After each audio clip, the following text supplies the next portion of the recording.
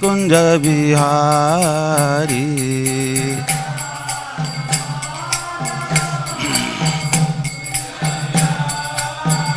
जय राधा माधव कुंज बिहारी।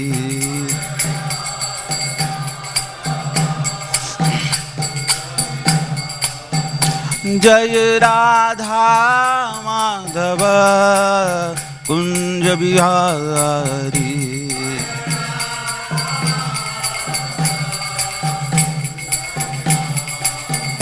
जय प्रभुपदा जय प्रभुपदा जय प्रभुपदा जय प्रभुपदा जय।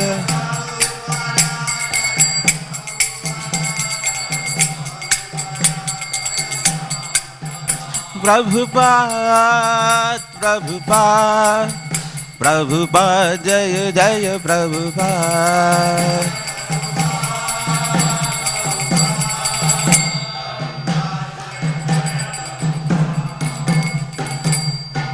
ओम विष्णुपाद परमहंस परिव्राजकाचार्य अष्टोत्तरशत श्री श्रीमद् अभय चरणारविंद भक्ति वेदांत स्वामी जगतगुरु श्रील प्रभुपाद की जय। ओम विष्णुपाद परमहंस परिव्राजकाचार्य अष्टोत्तरशत श्री श्रीमद् भक्ति सिद्धांत सरस्वती गोस्वामी महाराज श्रील प्रभुपाद की अनंत कोटि वैष्णव वृंद की नामाचार्य श्रील हरिदास ठाकुर की। प्रेम से कहो श्री कृष्ण चैतन्य प्रभु नित्यानंद श्री अद्वैत गदाधर श्रीवासादि गौर भक्त वृंद की। ग्रंथराज श्रीमद् भागवतम की जय। निताय गौर प्रेमानंदे हरि हरि बोल। All glories to the assembled devotees. All glories to the assembled devotees. All glories to the assembled devotees. All glories, all glories, all glories to Shri Shri Guru and Shri Gauranga.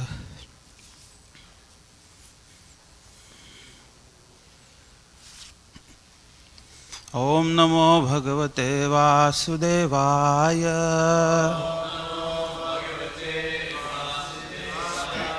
ओम नमो भगवते वासुदेवाय।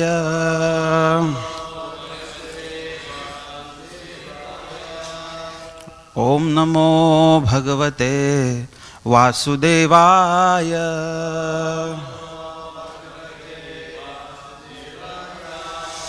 नारायणं नमस्कृत्य नरं चैव नरोत्तमं देवीं सरस्वतीं व्यासं ततो जायमुदीरये। नष्टप्रायेषु अभद्रेषु नित्यं भागवत सेवया भगवत्युत्तमश्लोके भक्तिर्भवति नैष्ठिकी। कृष्णाय वासुदेवाय देवकी नंदनाय च नंदगोपकुमाराय गोविंदाय नमो नमः। Krishna, we're reading from Srimad Bhagavatam, third canto, chapter number 12, entitled Creation of the Kumaras and Others, and text number is 7. Dhiya nigrahayamano api bhruvor madhya prajapate सद्यो अजयता तन्मन्युः कुमारो नीललोहितः धिया निगृह्यमाणोऽपि भ्रुवोर्मध्या प्रजापतेः सद्यो जायत तन्मन्युः कुमारो नीललोहितः धिया निगृह्यमाणोऽपि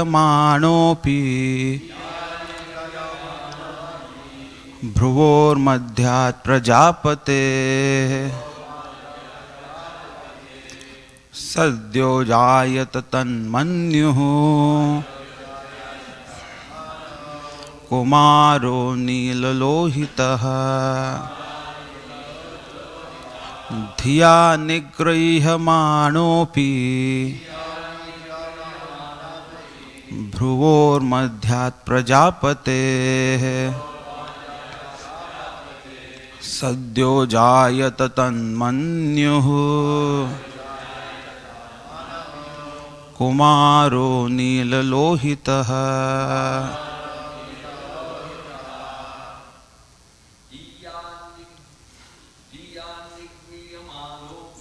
धिया निर्गृह्यमाणोऽपि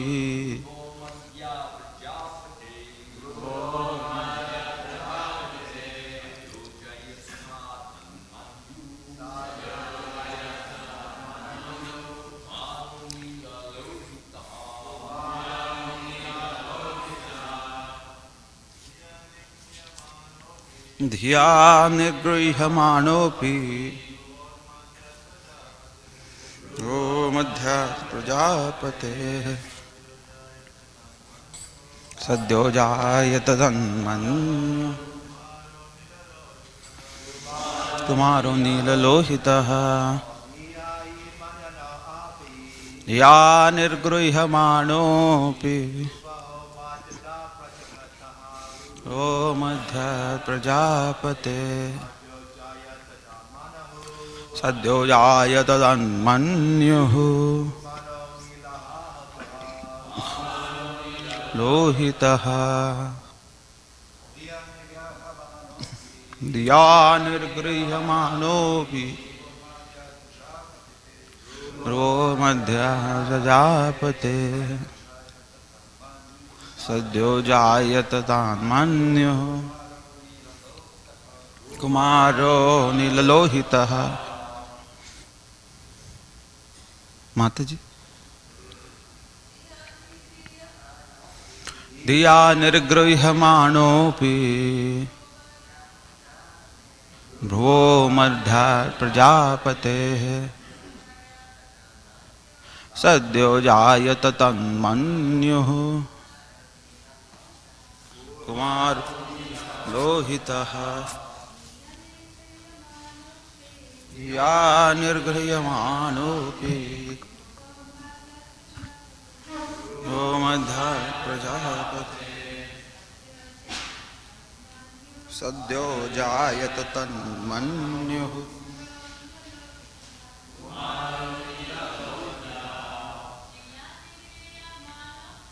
धिया निर्गृह्यमाणोऽपि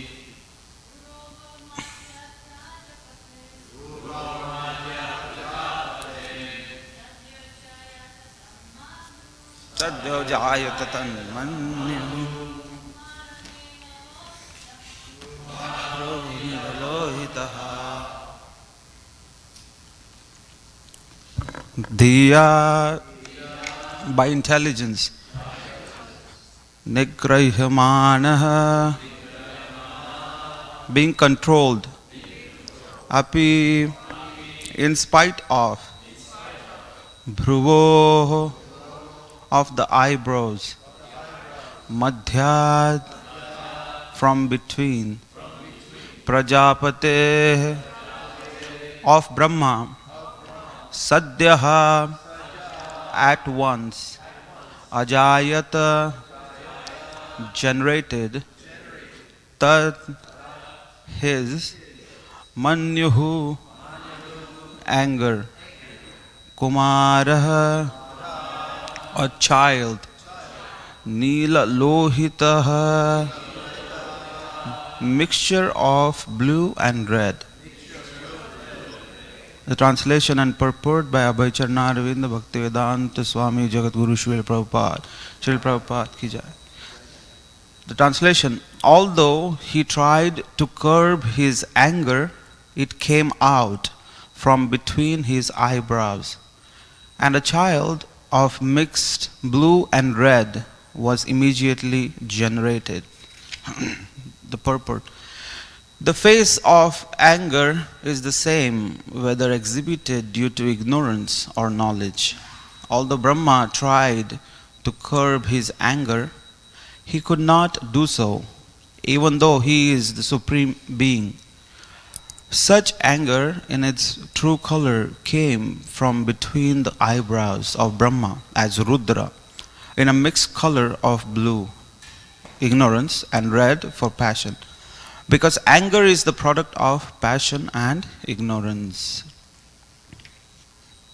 Om Jnanatimirandhasya Jnananjana Shalakaya Chakshurunmilitam Yena Tasmai Shri Gurave Namaha Shri Chaitanya Manobhishtam Sthapitam Yena Bhutale Swayam Rupa Kadamaiham Dadati Swapadantikam Vandeham Shri Guru Shri Yuta Padakamalam Shri Gurun Vaishnavamsha Shri Rupam Sagrajatam Sahagana Raghunathanvitam Tam Sajivam Sadvaitam Savadhutam Parijana Sahitam Krishna Chaitanya Devam Shri Radha Krishna Padan Sahagana Lalita Shri Vishakhanvitamsha Nama Om Vishnu Padaya Krishna Preshthaya Bhutale Shrimate Bhakti Vedanta Swami Niti Namine Namaste Saraswati Deve Gauravani Pracharine Nirvishesha Jai Sri Krishna Chaitanya Prabhu Nityananda Shri Advaita Gadadhar Srivasadi Gaura Bhaktarin Hare Krishna Krishna Krishna Hare Hare Hare Rama Rama Rama Hare Hare. Hare Krishna. So far in Srimad Bhagavatam that we are reading, the beginning of Lord Brahma's day and Lord Brahma's creation is taking place, and the biggest task that he has at hand is who is going to populate, who is going to generate the progeny, because the infrastructure has been built. There is big different planets have been created, and by taking mercy from the Supreme Lord, Lord Brahma has created the material elements and all the material planets. Everything is ready, but now there has to be people living inside of it. And now, who is going to give and create the material bodies for so many millions of living entities that are waiting in line to get the material body and start enjoying material life? So that's the task. He's thinking now, Lord Brahma cannot populate millions at once. He wants to create an automated process, creating male energy, female energy, and then, that process continues. So first, as we heard, the 4 Kumaras were born from Lord Brahma, and Lord Brahma gives them the task as father that you populate and get married, create progeny, have good time, relax and enjoy. But the Kumaras, they are really highly elevated, spiritually advanced beings. They rejected the request because it is described that the 4 Kumaras, they are so highly elevated that they each represent a path that leads to the Supreme Personality of Godhead. And by nature, they had no desire to do anything apart from pure Krishna consciousness. And by nature, they are ascetic. By nature, they are fully engaged in Krishna's service through body, speech and mind. And they have been described as urdhvaretas. Their seminal energy is flowing upwards. and they do not want to change that. So that's why they have rejected the request of Brahma.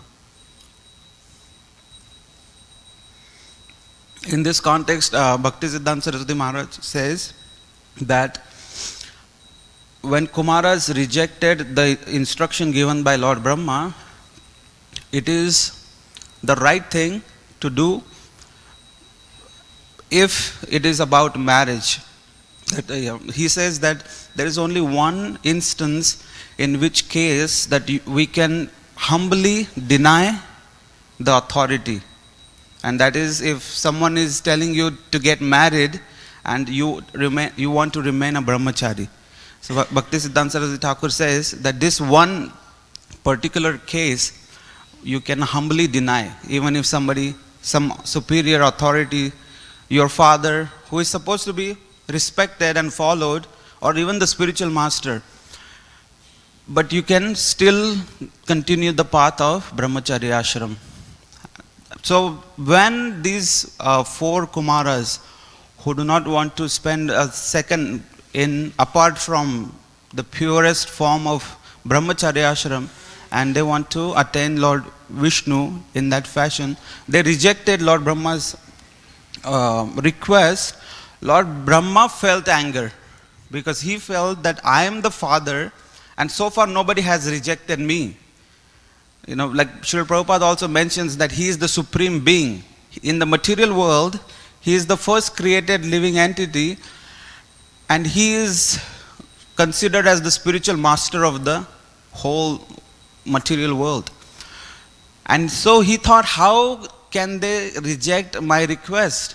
And it's an important task. So that's why he has gotten the anger.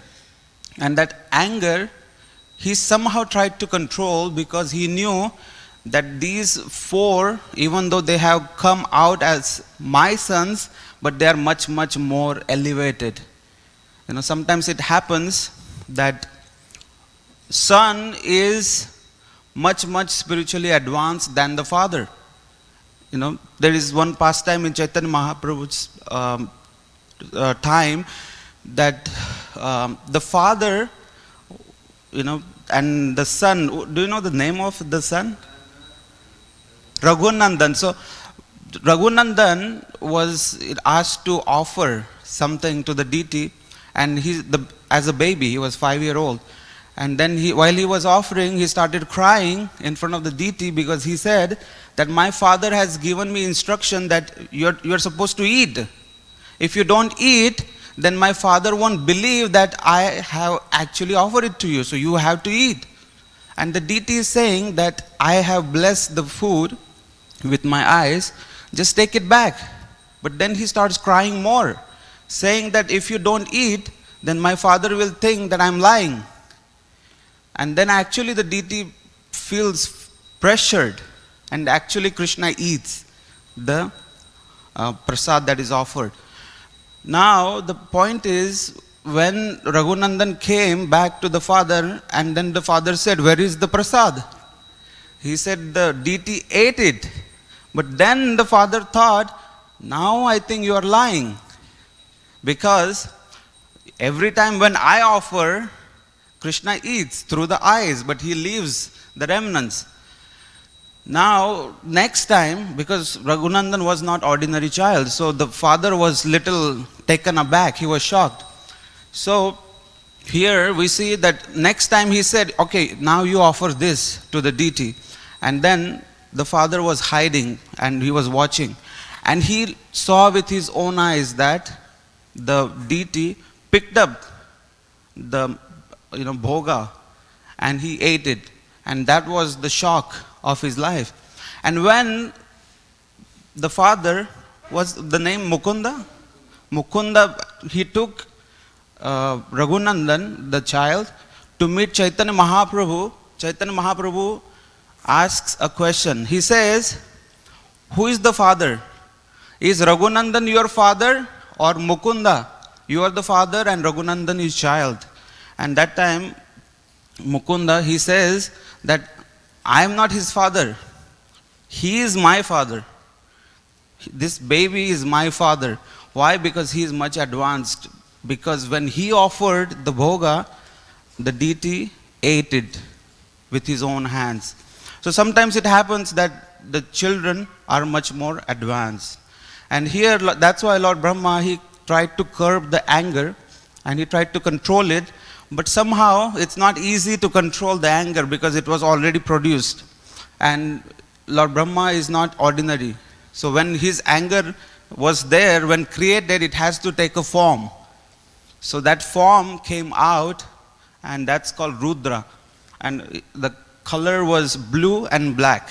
Bluish and blackish boy was born. The child was constantly crying, and that's why Lord Brahma gave him the name as Rudra. The word comes from Rudan, means the constantly crying.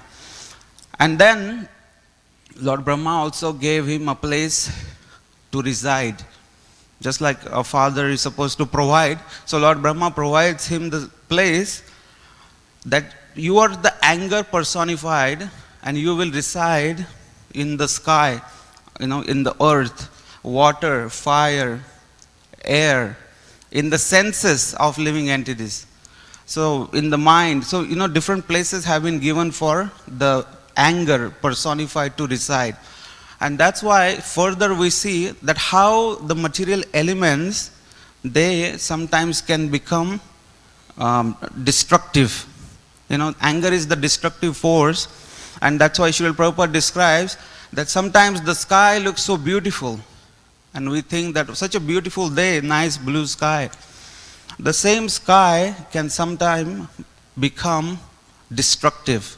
It can produce a lot of rains, and it may create a lot of fear in ordinary living beings. And the same with the water. Sometimes we go to the ocean, we say, oh, such a nice, beautiful ocean. But if it creates tsunami, then we are all very fearful about it.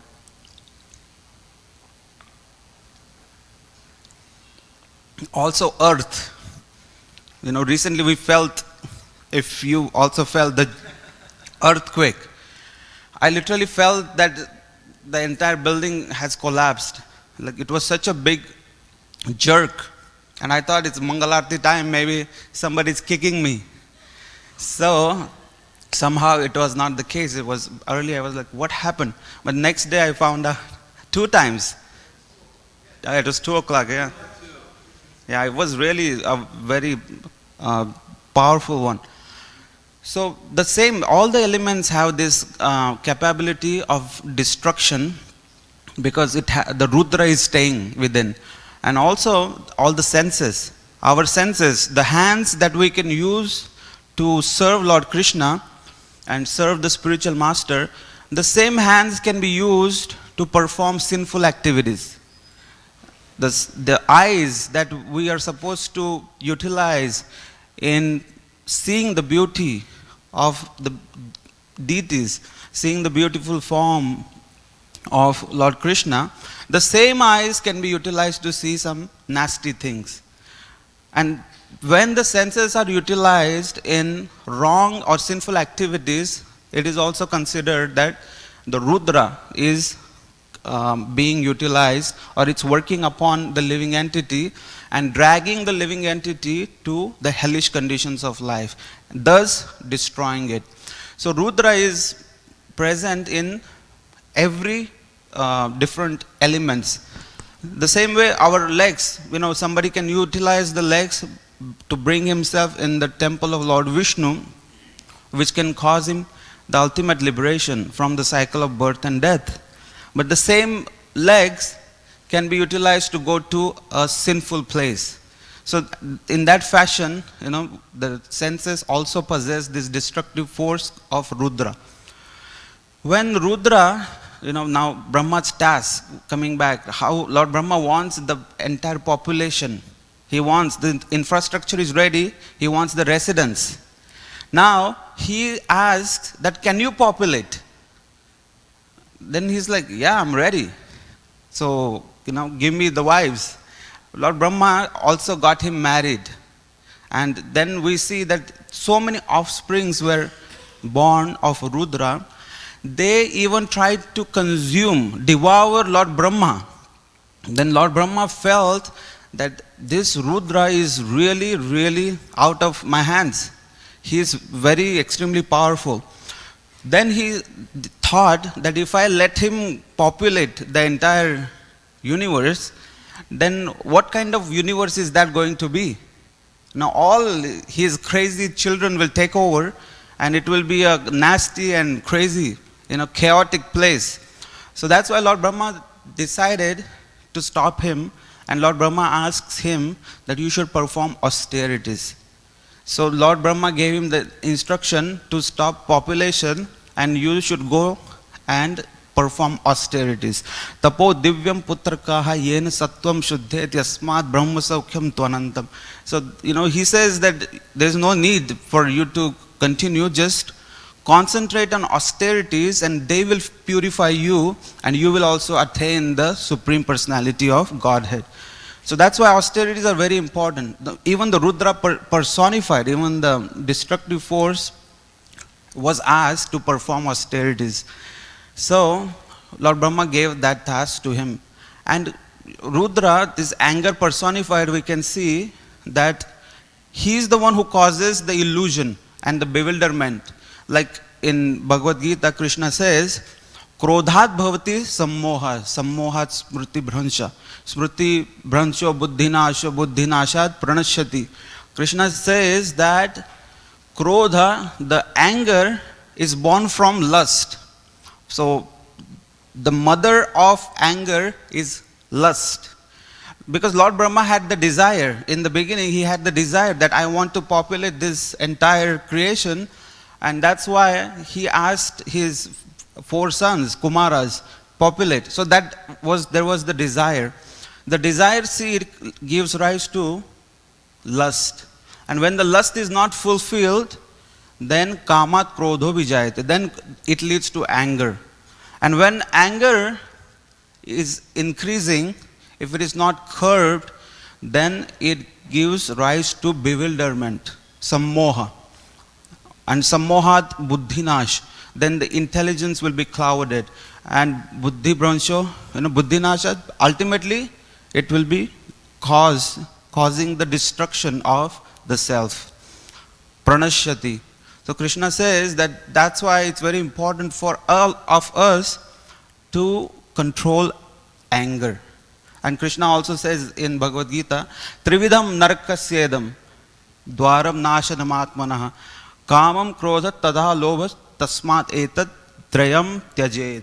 Krishna says that there are 3 gates to the hell, and one of the prominent gates is anger.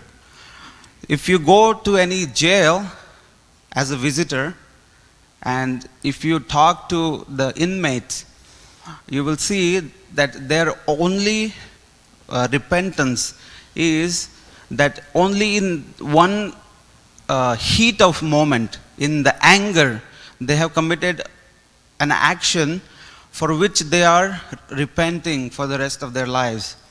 And that's what we see in many times, that in anger we do something or say something and we later on repent. We say, we think, why did I do that?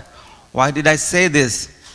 In my hometown, there is a very famous story.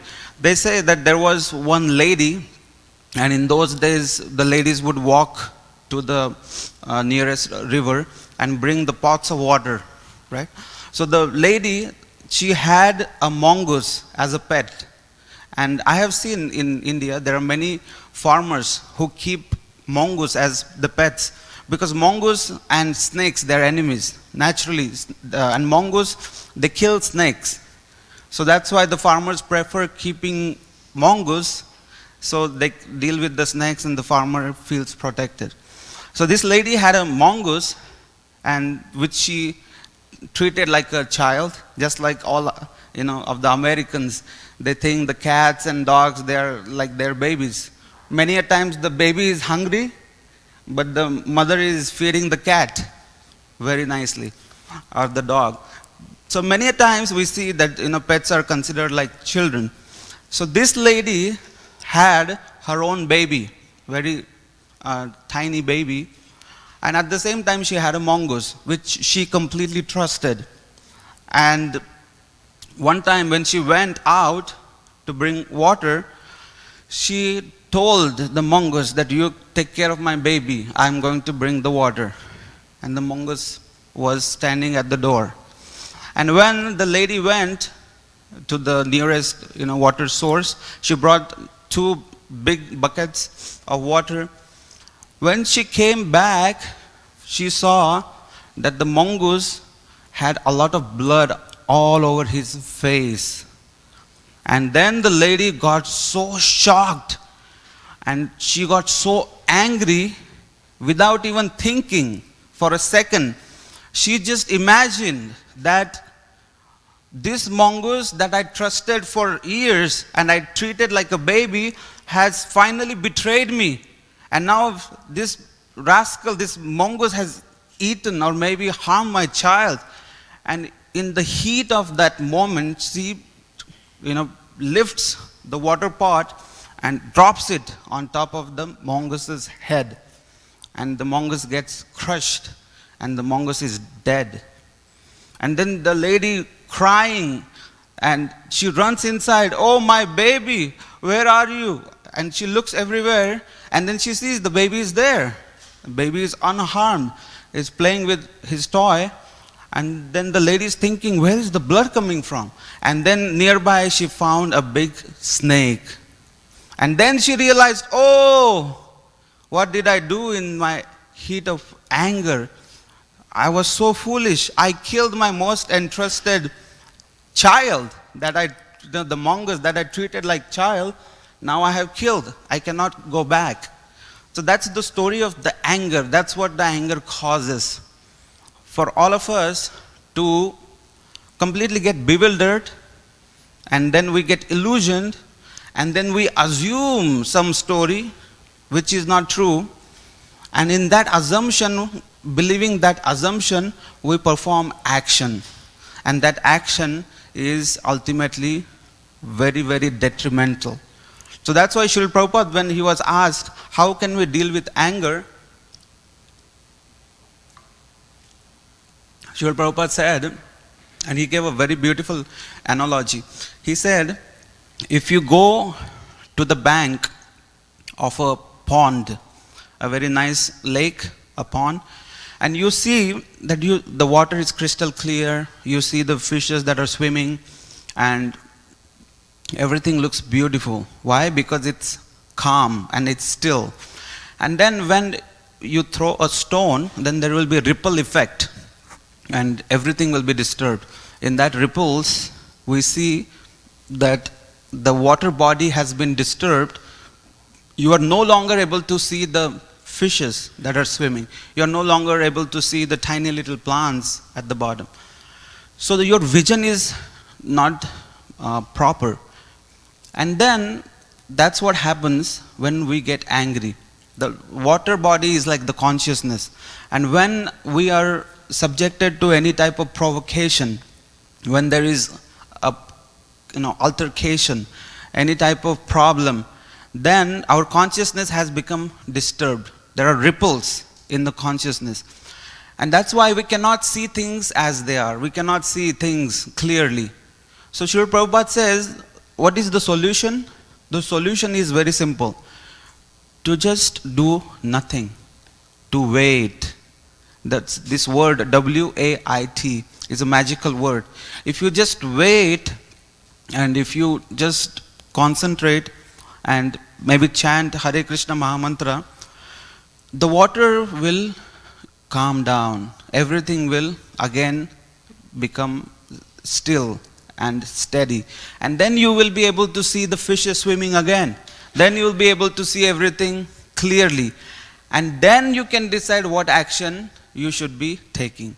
So that's what Srila Prabhupada says, that in the time of anger, we should not perform any action. Because anger is extremely dangerous.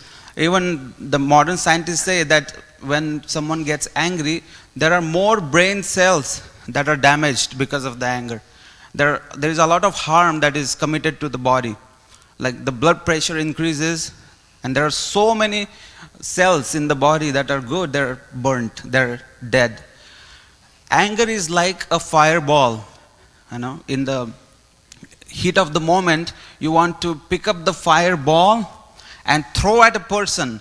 But even before you throw, you're already burning your hand.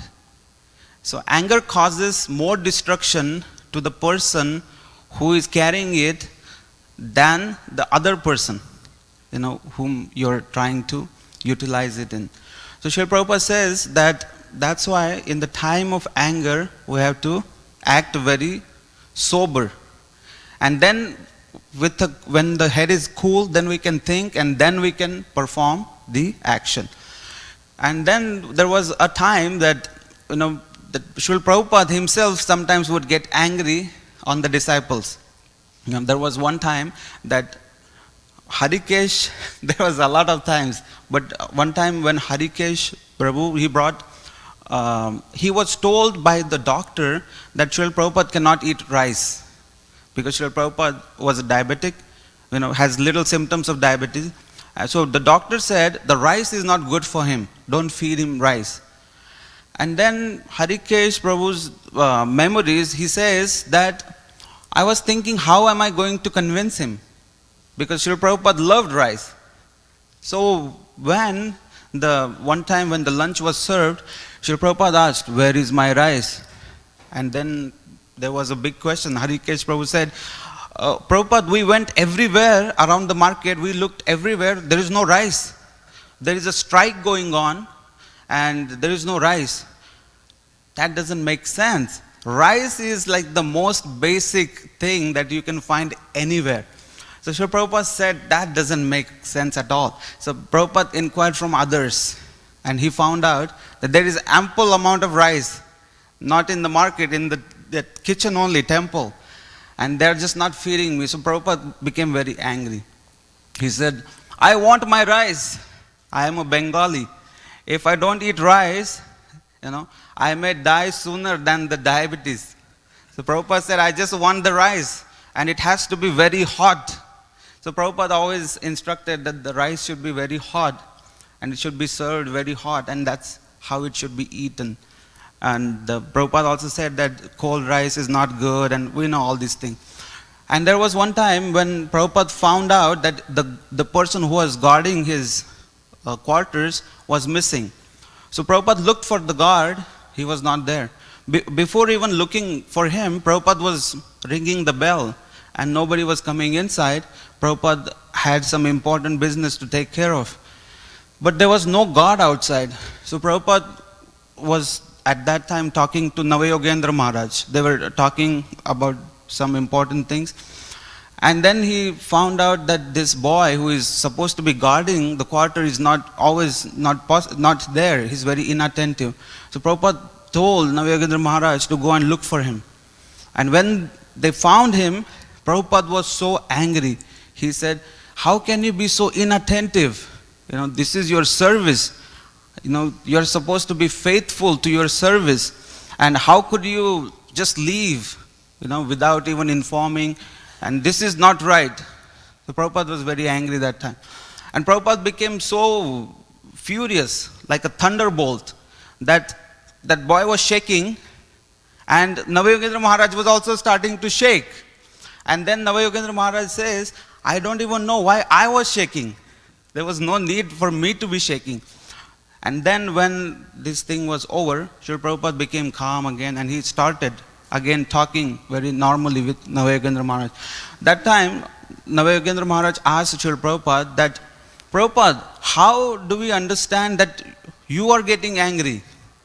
And how should we think when you get angry at us? So Srila Prabhupada understood. So Srila Prabhupada explained that when the spiritual master gets angry upon a disciple, it's for the benefit of the disciple. There is no lust involved. It's not born out of material element. It is born out of pure compassion that the spiritual master has for the disciple. It's for the betterment of the disciple. So Prabhupada said, when the spiritual master gets angry, you should feel pleased. Because there are thousands of people on the street, the spiritual master is not going out and scolding every one of them. But because he is scolding you, he is getting, on your case, he is chastising you. That means he cares for you. So Prabhupada said, if your spiritual master doesn't chastise you, that means you do not have a spiritual master. So that's the sign of care. Just like mother and father, they want the best for the child. So that's why when sometimes a child does something wrong, then the mother and father, they chastise the child. So in that fashion, anger has both the aspects, the spiritual aspect, where the anger is not born out of desire of sense gratification or lust. So that also we see in this different type of things. And that's all the words. So if anybody has any question or something, we can stop. Yes, bro.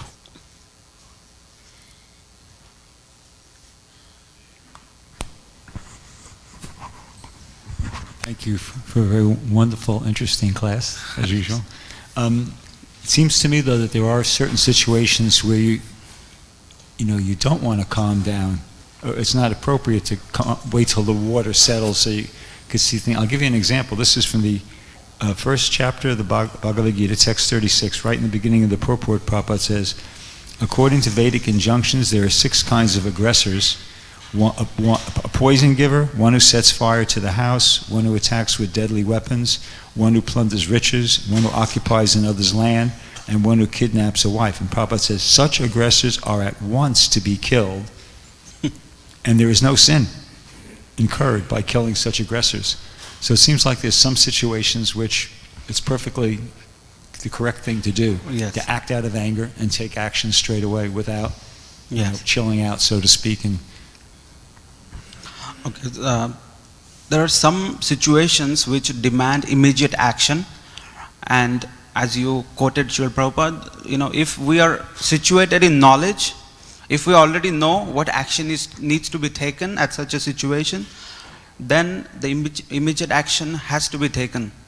But there are times when we are not sure, or we are not situated in knowledge, and the things are not clear. The consciousness is, having ripples, just like the water body that we talk. So in such situation, it's better to wait. Some situations, it's fine that we can wait, and then we can think about the action.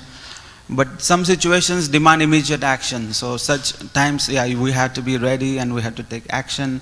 Also, before we perform that action, we have to analyze it within our mind.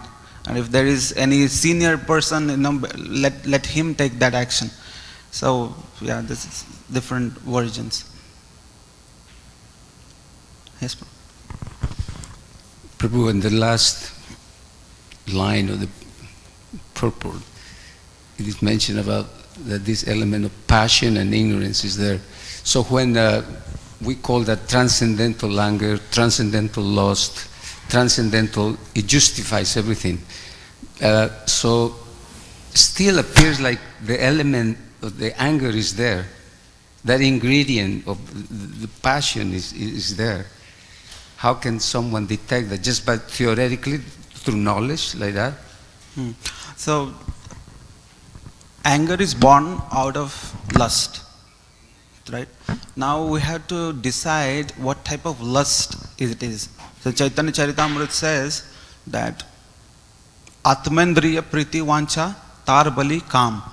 The definition of Kam is, in the material sense, that if you want to satisfy and please your senses, your mind, your ego, you want to satisfy, that is called lust.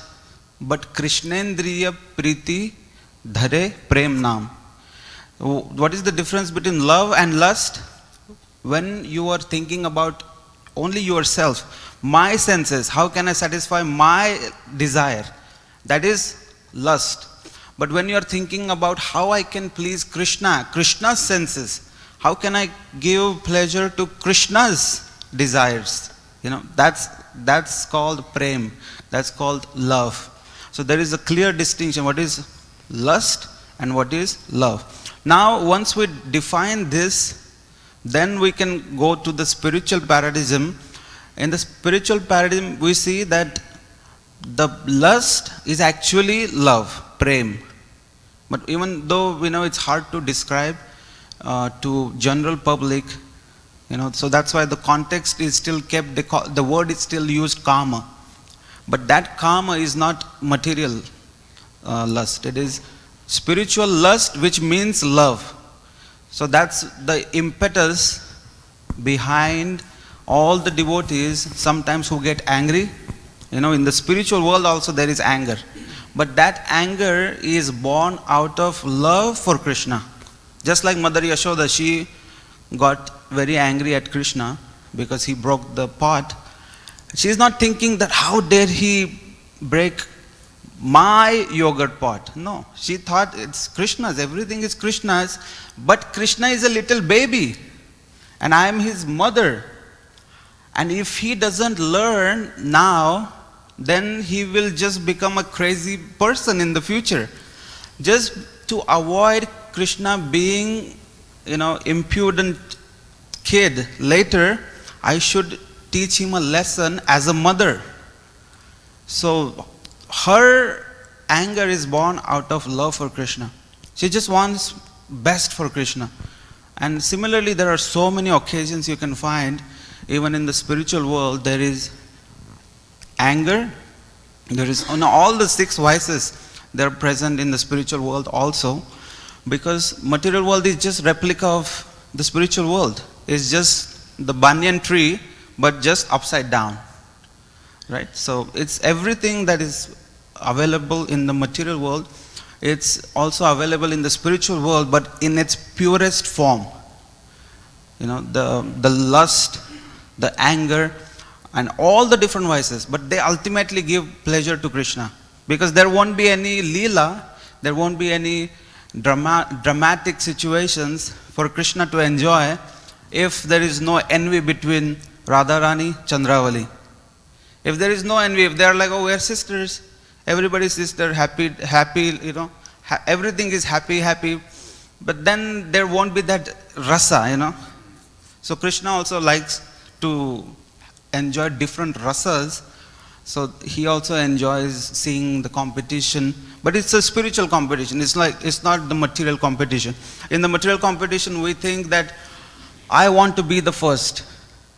I want to be the first, and I envy all the people who are even trying to match up my record. But in the spiritual world, the desire is, let me serve Krishna the best way, let me do the maximum, but also let me come last, because that means there will be more. Others would do more service than me. So the dasya ras, the mellow of servitude, is the seed from where all the other rasas are born. So that's the. Your question, Prabhu?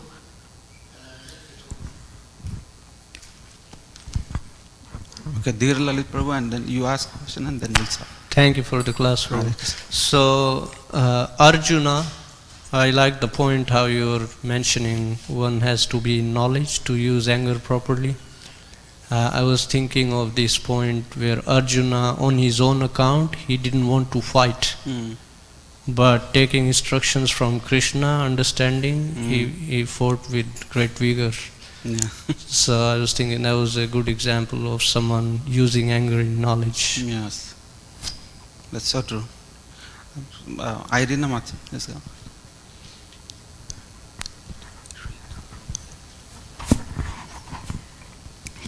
So Prabhu, you mentioning that the material world is a replica of spiritual world, and also you mentioned that how material elements such as ether, air, earth, water, fire, they also show in emotions, like from Ayurveda we know Pitta, Vata, Kapha, and the people who have out of balance one of these doshas more have tendency to maybe anger or laziness or all that, right?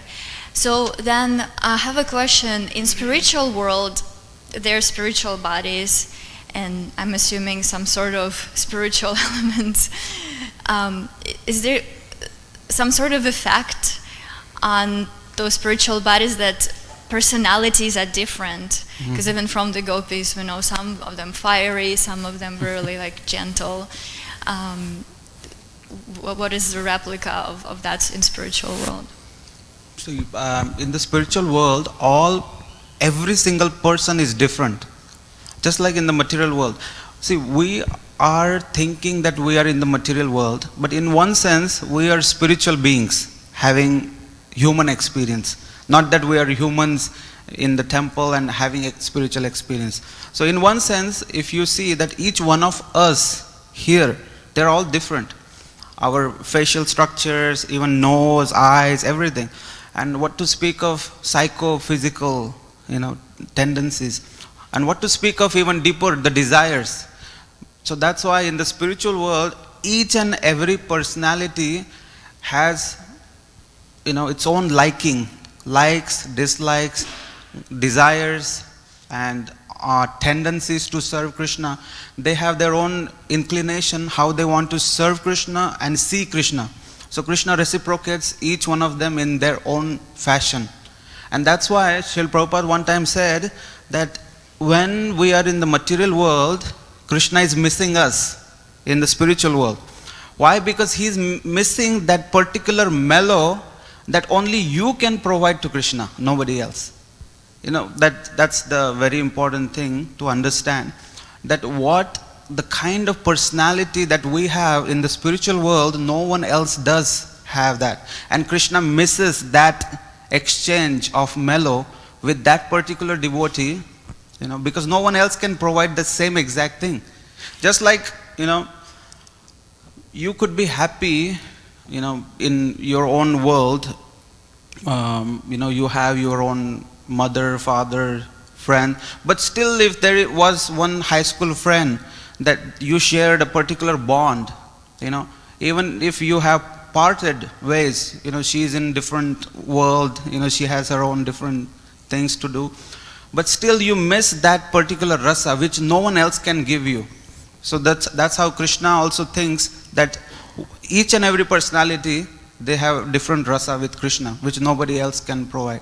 And like you said, there are some that are fiery personalities, they're short-tempered, like Satyabhama, and there are others who are very mellow, calm. But Krishna enjoys the rasa with Satyabhama equally.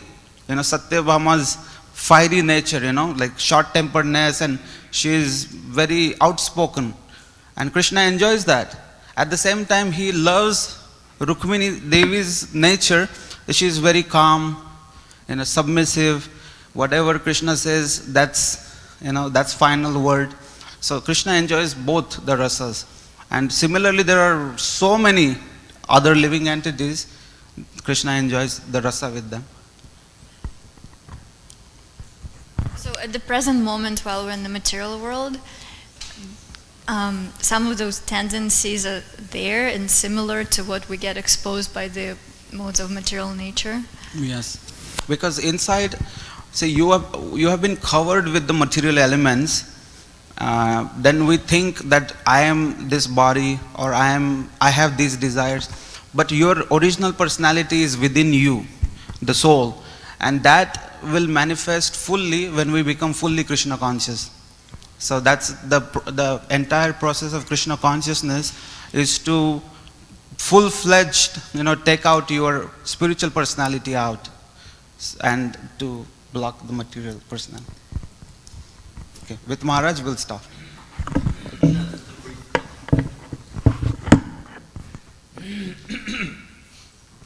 I can remember what I want to say.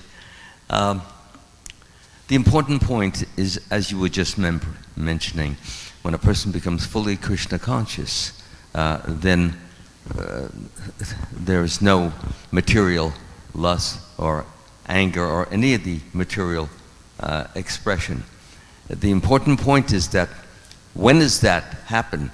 When that person 100% of the time just wants to serve Krishna, love Krishna, adore Krishna, bow down to Krishna, glorify Krishna, All he wants is the pleasure, service, and adoration of Krishna. He doesn't have anything else, and that's 100%. If we want half the time, we want to do that, and the other half we want for ourselves, then that is not what we call pure Krishna consciousness. It is partial, but it is on the way, provided we go up and we don't go down. That's all. Thank you. Hare Krishna. Thank